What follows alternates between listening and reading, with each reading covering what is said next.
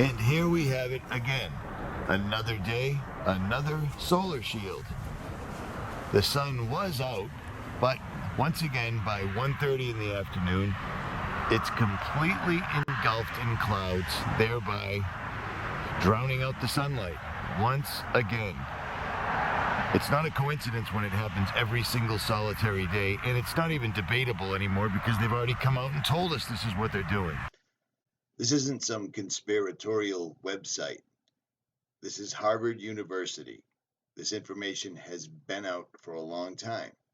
And much like anything else with the government, with science, with anything of that effect, they've been doing it for 2 decades, but they simply have stepped it up. The aspect of the climate problem that people sometimes don't appreciate is the timescale. The fact that a large fraction of the carbon we're putting in the atmosphere will still be there thousands, even tens of thousands of years from now.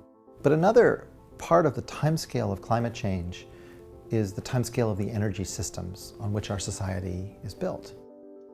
Switching our energy system from a fossil fuel-based one like it is today to a non-fossil energy system would take, at the very least, many, many decades, and probably much more than a century, and tens of trillions of dollars, and that's just for the US alone. The numbers are just staggering.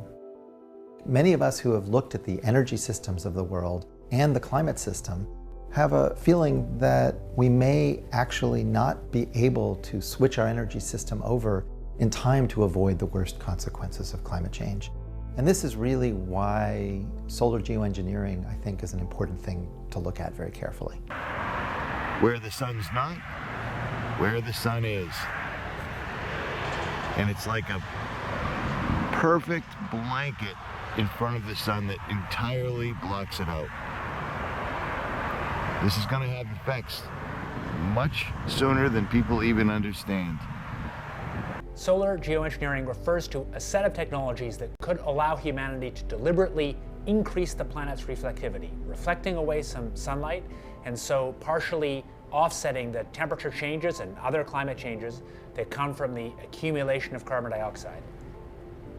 This is not a substitute for cutting emissions. If we want a stable climate, in the end, we must bring emissions to zero. But it is a powerful supplement. It could reduce the risks of climate change in ways that we cannot reduce them by simply cutting emissions. It could allow us to reduce temperature extremes that cause real human suffering, deaths from heat waves, losses of crops that will cause real damage in the poorest parts of the world. It reduces the extreme precipitation events. These are the big storms that are some of the most dangerous things about climate change. So the benefits of solar geoengineering in the form of reduced climate risk, reduced crop loss, reduced sea level rise, might amount to something like 1% of global GDP. And surprisingly, solar geoengineering can be very inexpensive.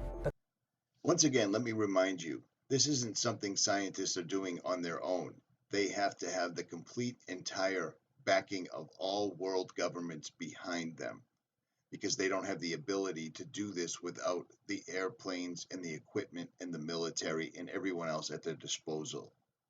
They've been doing this for 2 decades. They are the cause of the hurricanes, the tornadoes, and every other type of weather because they've been doing this for 2 decades. Simply because you watch CNN as a source of news doesn't make you well informed. Some of us have been yelling from the rooftops for years, and now it's coming to its shuddering crescendo. Richie from Boston. Just because you don't know what I'm talking about doesn't make me an idiot. I'm out.